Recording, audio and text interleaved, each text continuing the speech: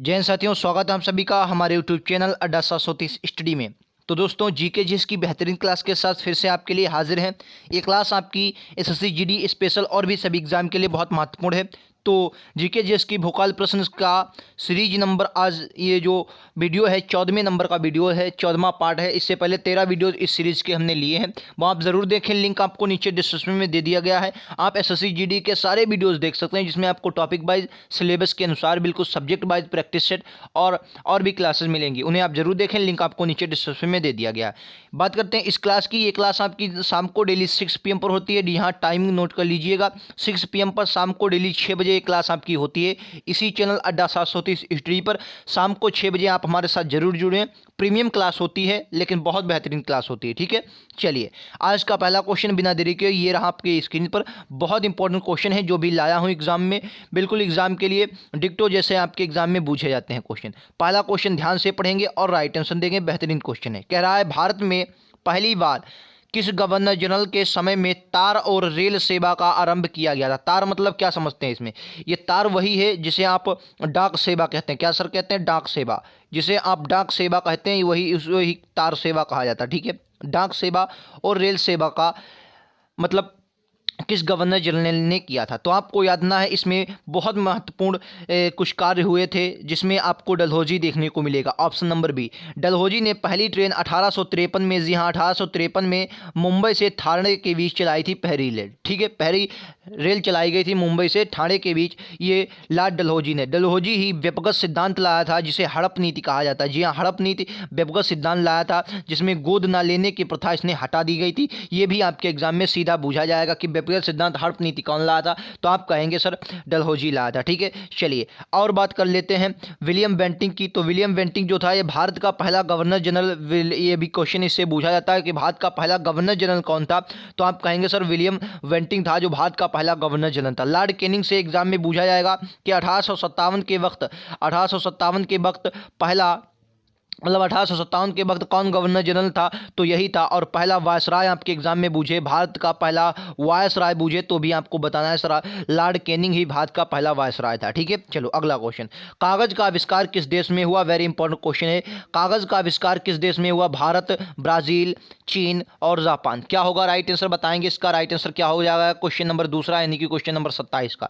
बहुत important question है। और हाँ, अपना स्कोर 25 में से आप जितना भी स्कोर करें सर कमेंट बॉक्स में हमें जरूर बताएं आपने 25 में से कितना स्कोर किया। और वीडियो को पूरा देखें, 25 क्वेश्चन आप लगाएं, आपको अपना स्कोर जरूर पता चल जाएगा। और इसे कमेंट बॉक्स में लिख दें। तो आपको याद ना, इसका राइट आंसर सर चीन हो जाएगा। ऑप्शन नंबर 20 का करेक्ट आंसर है चीन, इसका राइट आंसर हो जाएगा। सबसे पहले कागज का आविष्कार चीन ने ही किया था। अगला क्वेश्चन कह रहा है कि भारतीय राष्ट्रीय कांग्रेस का जन्म किस वर्ष हुआ था। मतलब भारतीय राष्ट्रीय कांग्रेस की बात कर रहा है।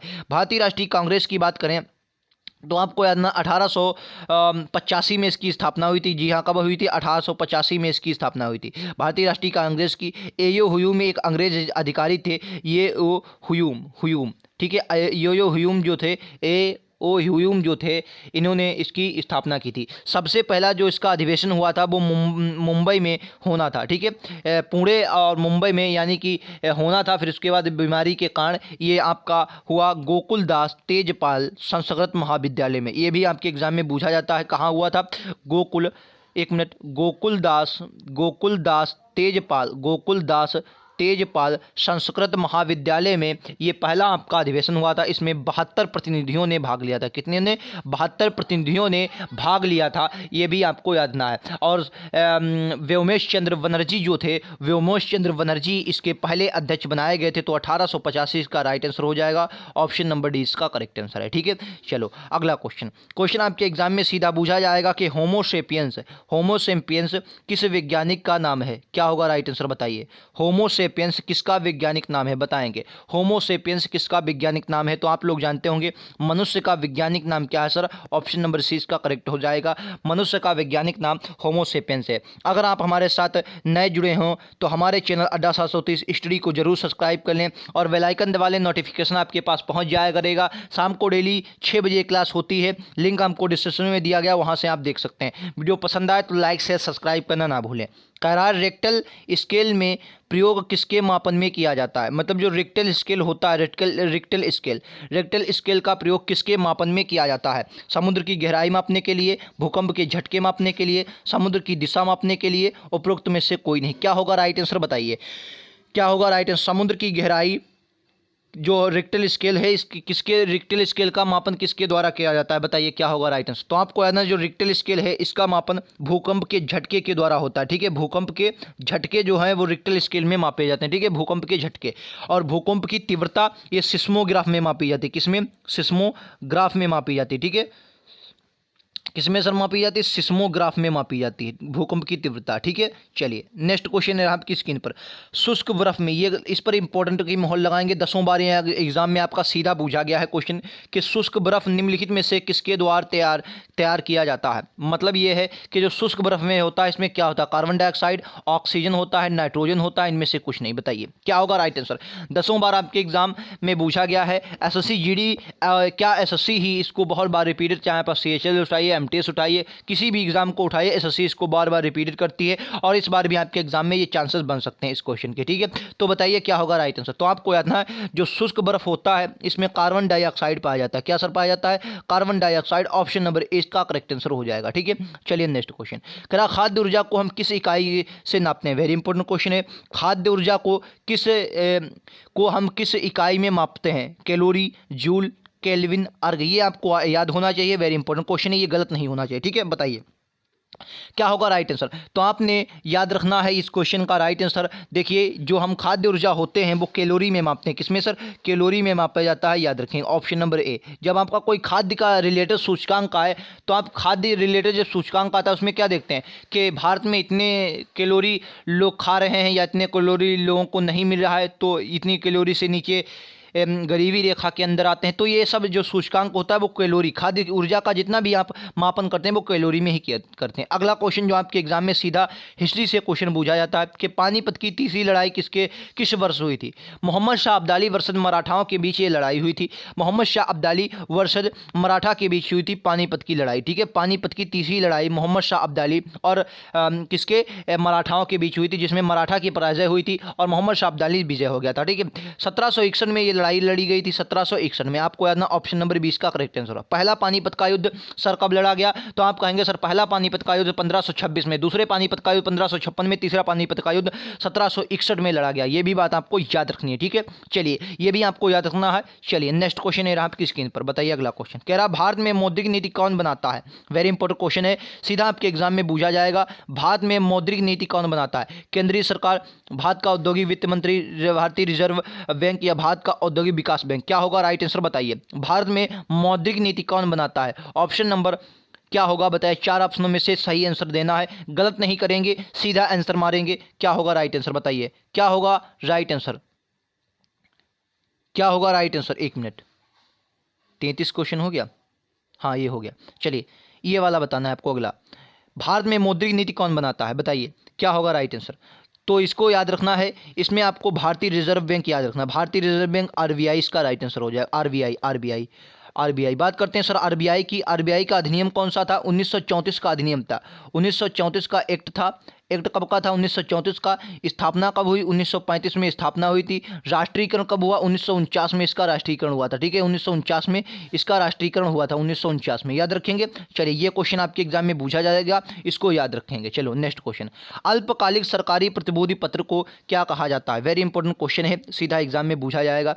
अल्पकालिक सरकारी प्रतिभूति पत्र को क्या कहा जाता है। शेयर कहते हैं, म्यूचुअल फंड कहते हैं, डिवेंचर कहते हैं या ट्रेजरी बिल कहते हैं। बताइए क्या होगा राइट आंसर। सीधा एग्जाम में पूछा जाएगा कि अल्पकालिक सरकारी प्रतिभूति पत्र को क्या कहा जाता है, बताएंगे क्या होगा राइट आंसर। तो आपको याद ना, इसको म्यूचुअल फंड कहते हैं। क्या कहते हैं, mutual fund. Option number C इसका करेक्ट आंसर, म्यूचुअल फंड कहते हैं।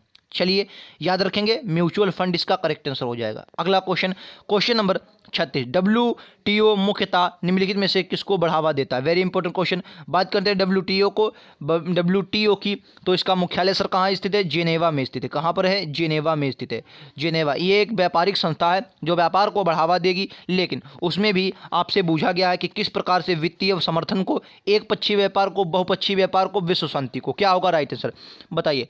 36 का क्या होगा राइट आंसर? देखिए मैं आपको बता दूं, आप अगर इसमें जानते हैं WTO क्या करता है सर, क्या करता है? व्यापार करता है, तो ये वित्तीय समर्थन और विश्व शांति तो आप ऐसे एलिमिनेट करते हैं। अब कहेंगे एक पक्षीय व्यापार करता है तो बहुपक्षीय, तो अगर WTO की आप देखेंगे, WTO में क्या होता है? हर देश का दूसरे देश के साथ, हर एक देश का दूसरे के साथ होता है, तो यानी कि क्या, ये बहुपक्षीय होता है, बहुपक्षीय व्यापार होता है। ऑप्शन नंबर डी इसका करेक्ट आंसर है।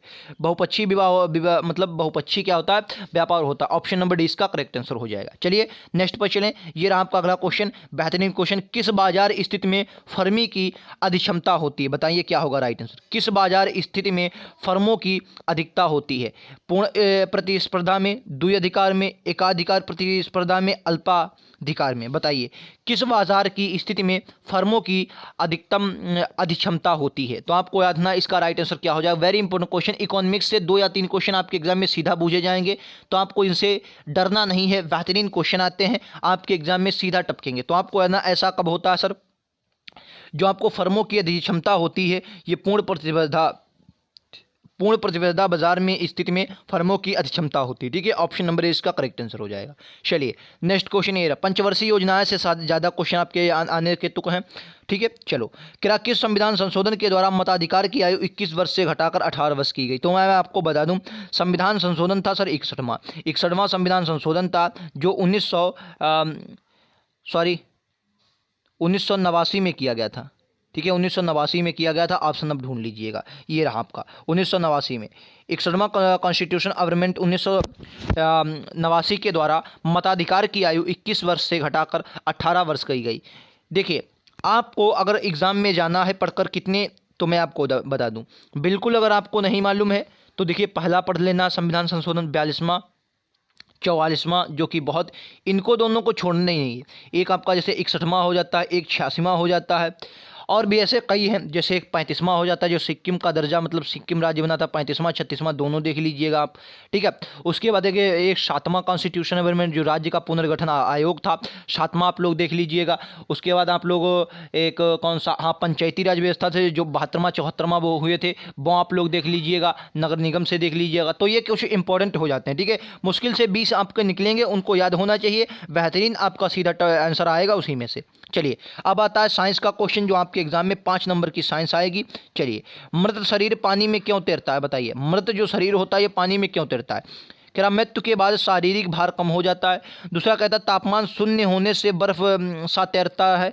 शरीर द्वारा विस्थापित पानी को भार शरीर के भार से अधिक होता है। मतलब जो शरीर होता है, विस्थापित पानी का भार शरीर के भार से अधिक होता है। उपरोक्त तीनों सही है। क्या होगा राइट आंसर बताइए? मृत शरीर क्यों आखिर तैरता रहता है? आपने देखा होगा मृत जो शरीर होता है पानी में तैरता रहता है। क्या होगा इसका राइट आंसर बताइए? बेहतरीन क्वेश्चन है। 39 का आपको बताना है राइट आंसर क्या होगा। देखिए ऐसा क्यों होता है? देखिए ऐसा इसलिए होता है कि जो शरीर होता है, शरीर द्वारा जो पानी विस्थापित किया जाता है, उसका जो भार होता है वो शरीर के भार से अधिक होता है। ठीक है, पानी का जो भार होगा वो शरीर के भार से अधिक होता है। ठीक है, चलो अगला क्वेश्चन। अपना स्कोर यार कमेंट बॉक्स में ज़रूर बता कर जाए, मैं ज़्यादा नहीं कहता है। वीडियो पसंद आ रहा तो लाइक करने के बाद थम्स अप वाला बटन ज़रूर दबा दें।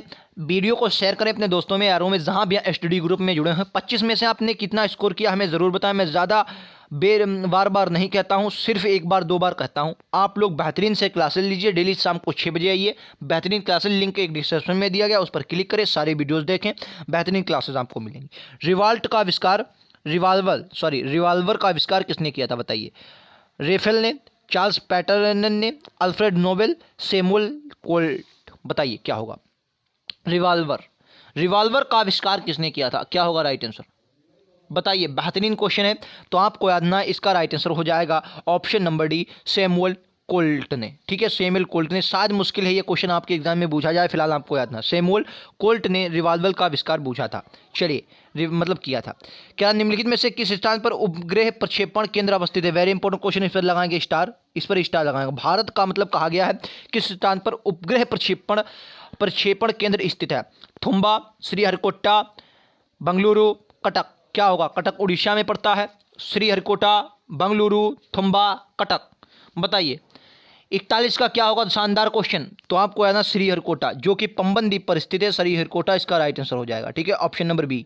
ऑप्शन नंबर 20 का करेक्ट आंसर हो जाएगा। 41 नंबर क्वेश्चन का ऑप्शन नंबर बी हो जाएगा। चलो, निम्नलिखित में से कौन सा ग्रह पृथ्वी के निकटतम दूरी पर स्थित है? बताइए निम्नलिखित में से कौन सा ग्रह पृथ्वी से निकटतम दूरी पर स्थित है? शुक्र, बृहस्पति, बुध, मंगल। मंगल जो सबसे छोटा ग्रह है, इसे लाल ग्रह भी कहा जाता है मंगल को। ठीक है, मंगल को सर लाल ग्रह भी कहा जाता है। बताइए 42 का राइट आंसर क्या होगा? 42 का राइट आंसर क्या होगा? तो आपको याद ना, शुक्र।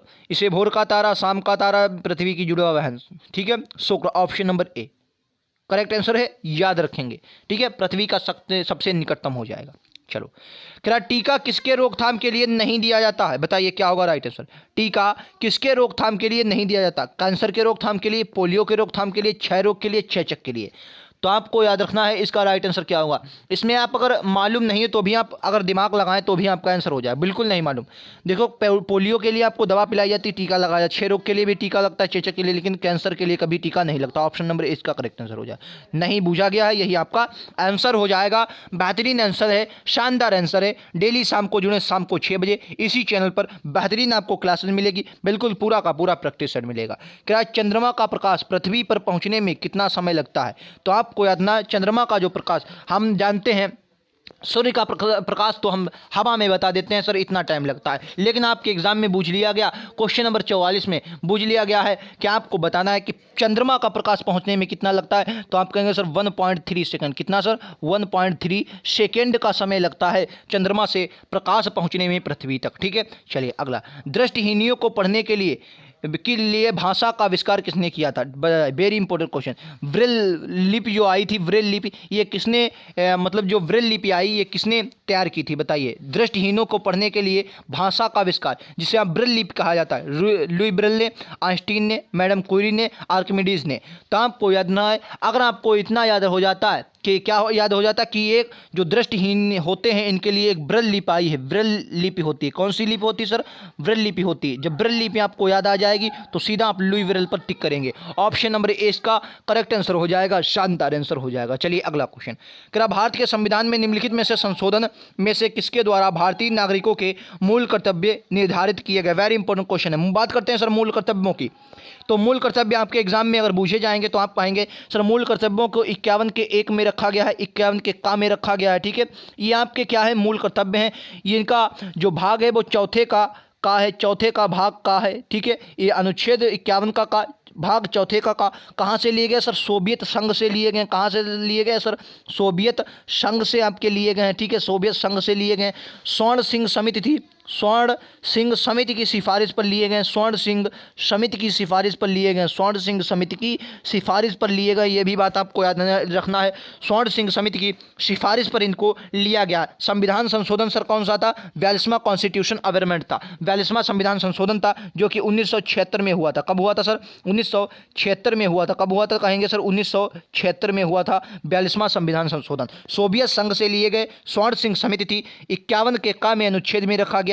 चौथे के का में संविधान के भाग में रखा गया। तो आपको याद रखना है मूल कर्तव्य। ठीक है, अब आपके एग्जाम में सीधा क्वेश्चन पूछेगा कि मूल संविधान में, मैं आपको ये कई बार एग्जाम में बता चुका हूं, आपके इसी वीडियोस में बताया है कई बार कि मतलब इसी सेशन में बताया है जो आपकी सीरीज चली। मूल संविधान में कितने मूल कर्तव्य थे? मूल संविधान में कितने मूल कर्तव्य थे? मूल कर्तव्य थे, बताइए क्या होगा? मूल संविधान में कितने मूल कर्तव्य थे? ऑप्शन ले लीजिए। 10 थे सर, 11 थे, या इनमें से कोई नहीं? बताइए, इनमें से 2 ही बताइए, इनमें से कोई नहीं। क्या होगा राइट आंसर? बताइए क्या होगा राइट आंसर? इस क्वेश्चन का राइट आंसर आपको गलत नहीं करना है। क्या होगा बताइए? मूल संविधान में, जो मूल संविधान था, इसमें कितने मूल कर्तव्य थे? तो क्या कहेंगे आप? बताइए। कुछ लोग 10 दे रहे हैं, कुछ 11 दे रहे हैं। भैया इनमें से कोई नहीं था। क्या था सर? इनमें इनमें से कोई नहीं। क्यों? क्योंकि मूल संविधान में थे ही नहीं। कब जोड़ेगा सर? 42वां कॉन्स्टिट्यूशन अमेंडमेंट। सर कब जोड़े गए? कहेंगे सर 42वां जब संविधान संशोधन आया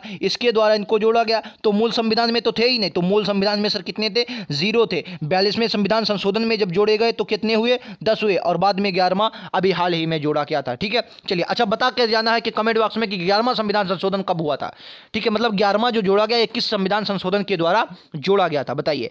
चलिए अब चलते हैं क्वेश्चन नंबर 47 पर। लास्ट के 4 क्वेश्चन बचे हैं, चारों आपको सही देना है। बताइए तेरा भारत में तंबाकू का सबसे बड़ा उत्पादक राज्य कौन सा? कर्नाटक, उत्तर प्रदेश, महाराष्ट्र, तमिलनाडु। बताइए क्या होगा राइट आंसर, बताइए।